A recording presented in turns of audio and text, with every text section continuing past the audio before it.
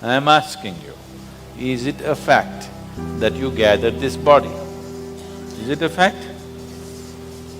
Is it a fact all the content of your mind was gathered from outside? Yes? So what you gather cannot be you.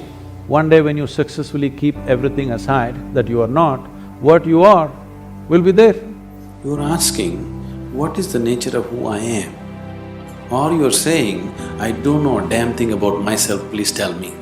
When it becomes so painful that you can't bear it, knowing will not be far away, it's one moment.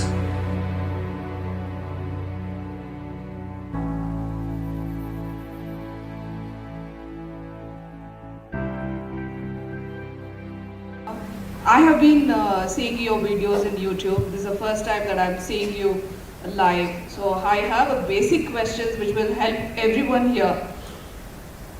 Everyone talks about knowing ourselves, and the first step is going inside, and then the way to go inside is meditation. And when I try to… Please, don't I never said such things. I don't know which everyone said those things. Okay, so then how do we go inside? That's the question. Inside what? You're already inside the hall. Inside what? Inside ourselves. Oh. Okay, if that is the truth of the first step of knowing answers for all the questions, if going inside is the answer, then how do we do that? First of all, you must understand what is inside, okay, and what is outside. If you do not understand what is inside and outside, then you will go to all the wrong places. Now, what is inside? Your body, accumulated over a period of time, yes or no? Hello? No? What you accumulate can be yours, cannot be you. Is that much clear? Whatever it may be. What you accumulate can be yours, cannot be you. So this body is an accumulation. What you call as my mind, the whole content of the mind is accumulated depending upon what you're exposed to in your life. So your body is a heap of food, small or big. Your mind is a heap of impressions, again small or big. Between these two heaps, where the hell are you? So, inside, outside, leave these words because when it comes to language, there is only that much leeway. So within that, maybe different people are trying to use it in different ways. We don't know in what context they used. You put everybody into one bundle and said, all of you said this, I don't know who these all people are. Different people employed different methods around them, looking at the people around them, what was best suitable for the people around them, accordingly they would have worked most probably. If they're genuine, they would have worked with the people around them, not with concepts from somewhere. Looking at an individual person, you will do something, what works for that person. What you do with this person may not work for another person, you will have to do something else with that person. But you're talking about a generic inward-outward. So first determine what is inward-outward.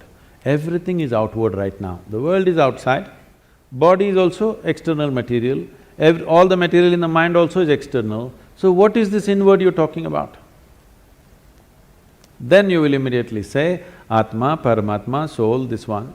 Now you're going into belief system. You don't know. You know you have a body, yes? Hello? Yes. Please check your neighbors. You know you have a body. You believe you have a mind. But to some extent you know. But rest is belief. Yes or no? Yes. I'm not questioning whether it's true or false, let's not go there at all. But it's belief, it's not yet in your experience.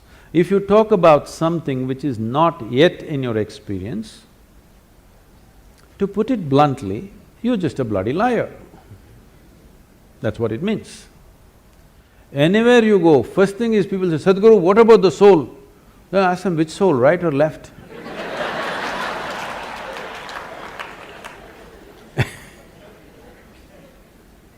So, let's not talk about something that is not in your experience. Right now your body is in your experience to some extent, Your mind is in your experience to some extent, rest you don't know. But we can infer. If I have to accumulate this much body, if I have to accumulate this much mind, something more fundamental must be there. Yes? Something more fundamental must be there. We don't know what the hell it is. For now, we will call it you. How you will go into yourself? I'm asking. You can go into this hall, you can go out of this hall. How will you go into yourself, I'm asking? Saying, let's leave this is not the way. You do this way. What is not you, all those things you keep it aside. Before today, before you go to bed, everything that's not you, keep it aside. They may be precious to you. You think about it, your house, is it you? Oh, my house. All right, you have lots of passion about it, but all right, keep it aside. Your husband, is it you? No, that's easy, he's not me.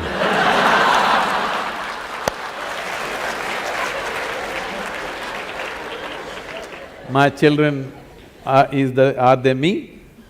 Oh, little difficulty, but no, they're not me. They're beginning to tell you, if they're 12, they already told you. So the clothes that you wear, is that you? No. The body that you wear, is that you? No. All these thoughts and emotion, is this you? No. Everything that's not you, keep it in one heap. Not physically, just do this mentally. Keep everything aside. Let me see. Every day you practice this, one day when you successfully keep everything aside that you are not, what you are will be there.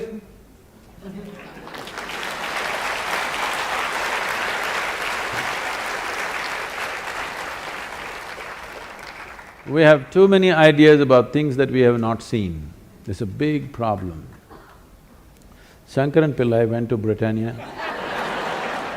Can I? Yes. Shankaran Pillai went to Britannia Industries to find a job, So they were looking for a really smart, far-seeing sales manager. So they asked him one question, which is further, Mumbai or moon? Shankaran Pillai thought. He said, Mumbai. He said, what? Mumbai is further than the moon? He said, yes. How? Well, I can see the moon, I can't see Mumbai. So what I'm saying is, if you go by your present perception, you'll get all the wrong conclusions. So don't be in a rush to make conclusions. Let's pay a little more attention. You are a worthwhile life which deserves some attention, isn't it? Don't seek other people's attention. Your own attention, doesn't this life deserve attention? Pay attention to this, enough attention, everything will be clear.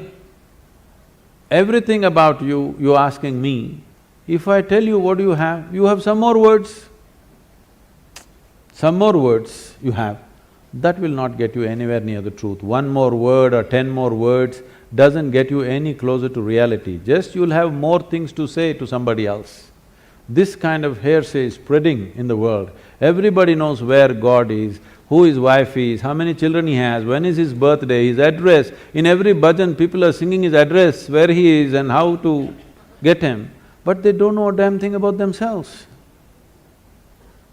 This kind of, a very knowledgeable ignorance is dangerous, you know. If you do not know, it's not a problem. If I say I do not know, the possibility of knowing is always there, isn't it? If I do not know and I think I know, then I've destroyed all possibilities. So, we have arrived at many things, we know, in every culture they know what is the nature of God, where he resides, how the ambience is there and the works, you know. Everybody knows the geography of the heaven, isn't it, don't you? But you don't know a damn thing about yourself. It's time we paid attention, because everything you know it only the way it's projected in the firmament of your mind. You don't know anything any other way, yes or no? So, what you need to fix is, you are seeing everything in a mirror of your mind and the mirror is wonky. First fix it. First thing is to make it stable, flat, proper plane mirror so that you see everything the way it is. Does a plane mirror show you everything the way it is?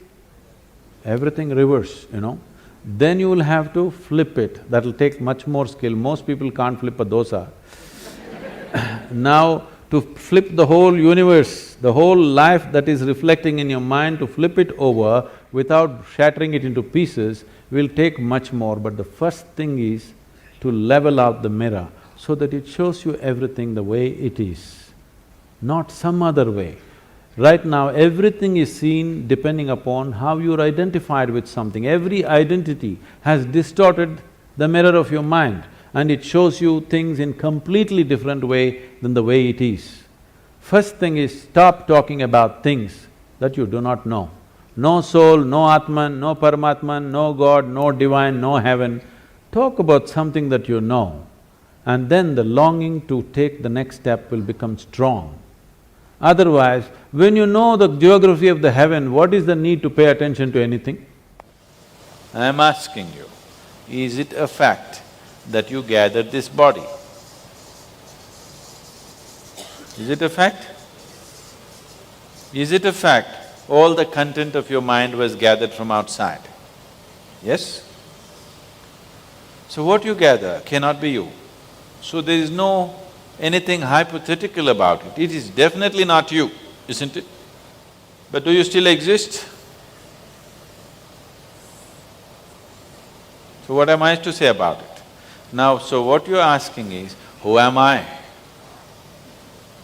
Don't ask me, why do you ask me? Who am I?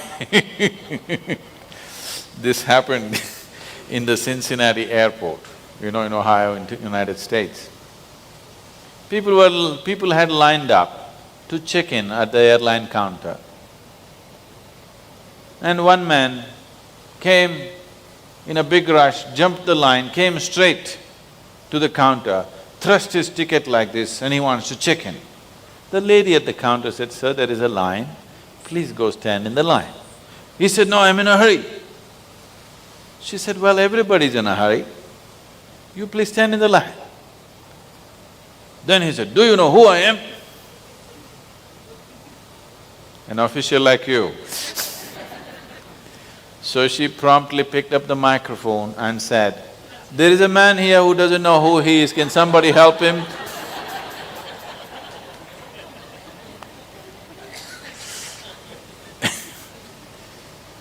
Now you come and ask me, who am I? What am I to tell you? Whatever I tell you will be just if I tell you, you are an embodiment of the divine.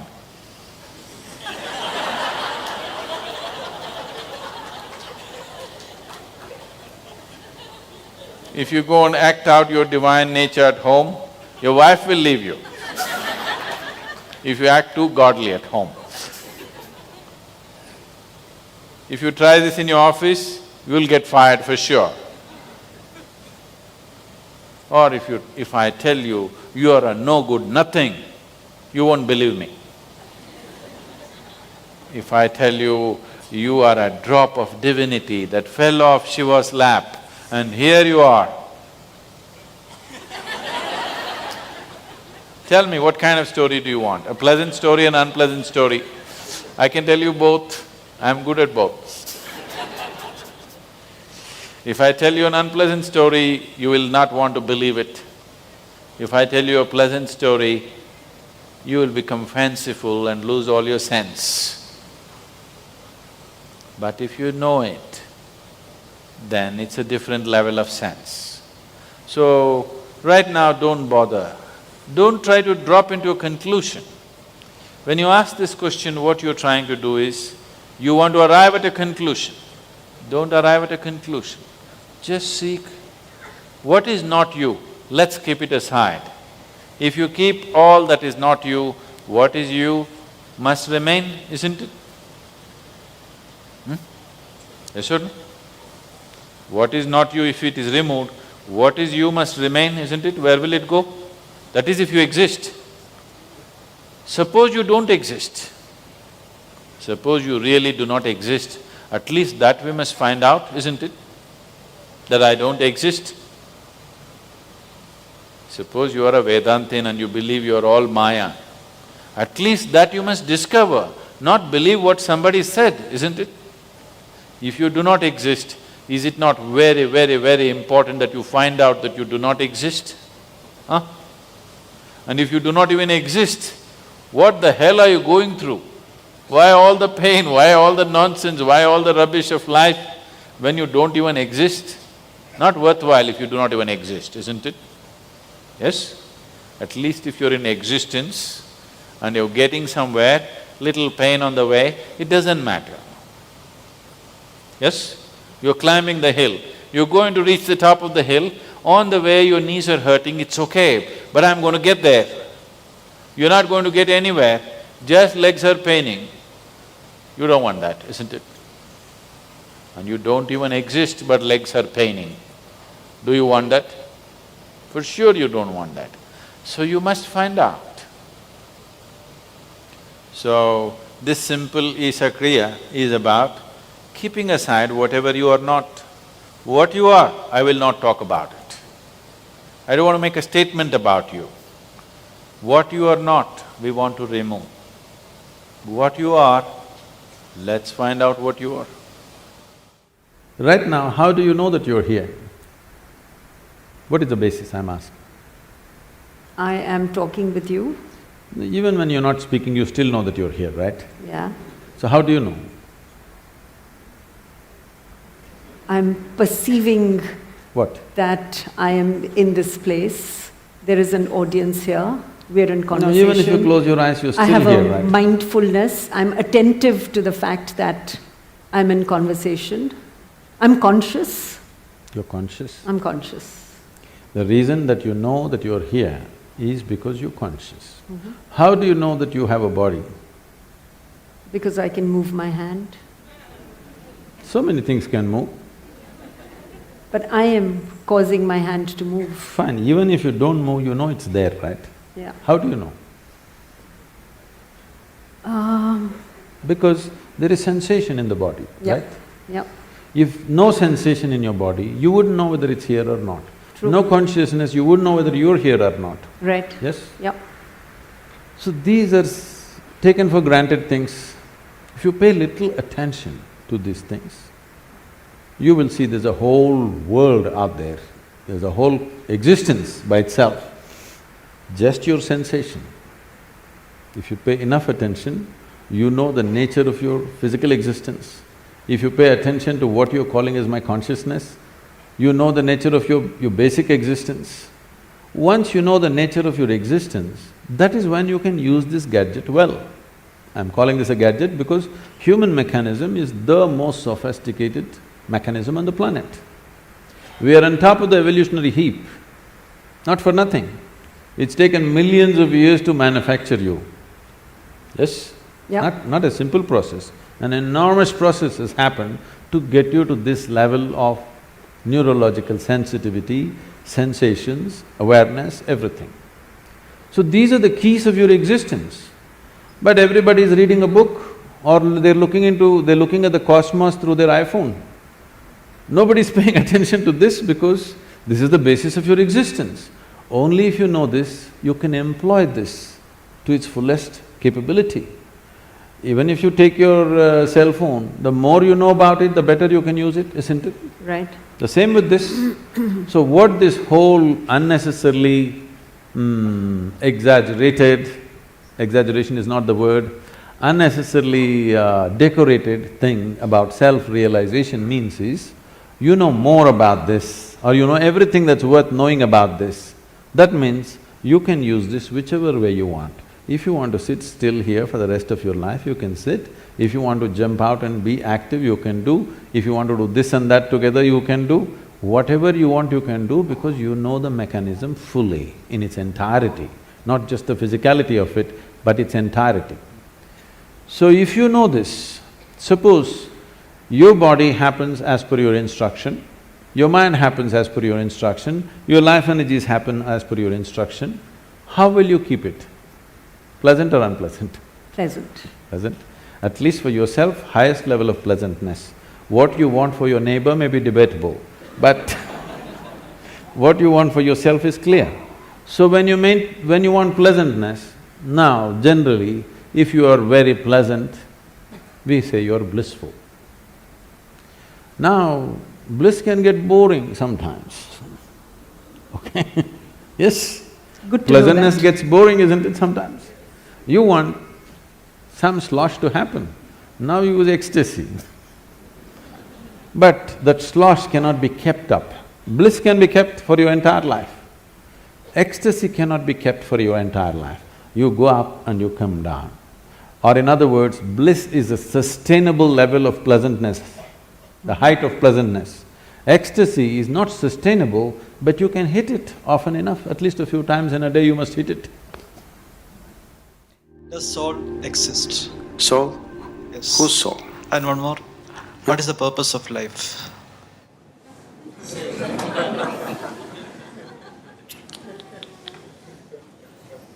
You're just asking very big questions without understanding the significance of the question.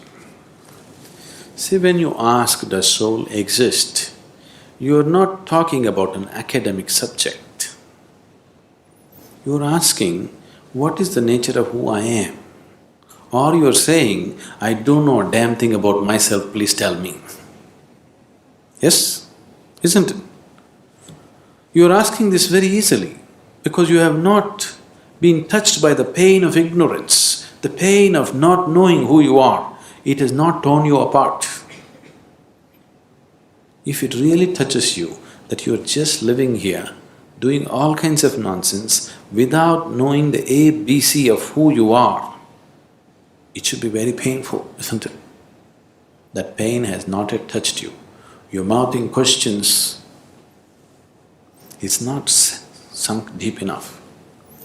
So every day you must remind yourself, at least spend 10 minutes in the morning, just see what an utter idiot you are.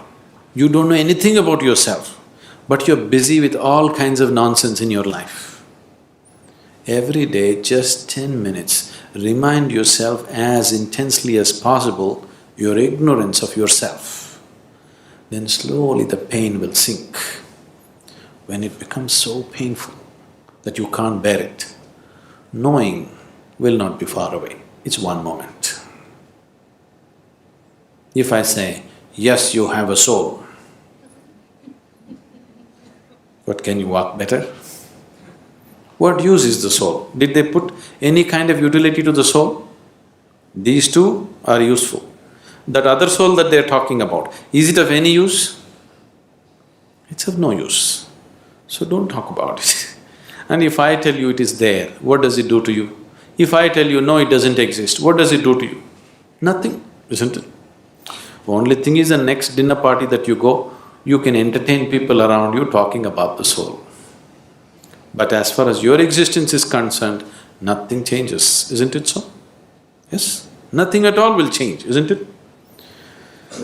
So if you're asking the question, fundamentally you're asking the question, what am I? Who am I? When you are here, are you alive? You're alive. When you're here alive, what is the way to know who you are? Is it not really ridiculous and insane that you must ask me, please tell me, who am I? This is like two psychiatrists were walking on the Kovalam beach one day. One of them looked at the other up and down and said, "You seem okay, how am I?"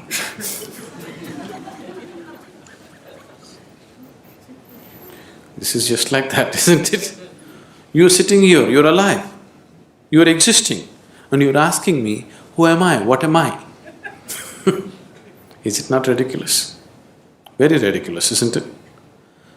Only thing is, the majority is with you. That's the only comfort which has not allowed you to know the pain of ignorance. You have a huge majority of people around you who are all saying, yes, this is the way to be. Yes? That is the only thing which has given you some comfort. Suppose you are the only man on the planet who does not know who you are, everybody else knows. You know how it would be for you? Yes? You don't know who you are, you're busy in the world. Does it make any sense? Or does it sound like madness? Insanity, isn't it? But the comfort is, you're in a huge asylum where everybody's like you. So your problem is, your existence itself right now is only in comparison with something else. You have no existence of yourself, please see. Right now, if you don't have something that everybody has nose. Suppose you did not have a nose. Actually, you can breathe better, you know. If you take off your nose, you will get 22% extra oxygen. You will be more healthy, everything will be better. But you know how you will suffer? Because everybody else has a nose. Yes or no? Or if you get something extra that other people don't have, you still suffer, isn't it? Suppose you grew one horn. You know how terrible it would be? But if everybody had a horn, then we would be polishing it and decorating around, you know. Your very existence is in comparison. There is no existence of yourself. Everything is in comparison. So, with that comfort, you're passing off without knowing the pain of not knowing. If you know the pain of not knowing who you are, then if you just see that I don't know anything about myself, tears will come. If it starts tearing you apart, knowing is not far away. It's very simple. It's very, very simple because after all you want to know what is within you, isn't it? Can what is within you be denied to you by anybody or anything? Do you need a passport to go within?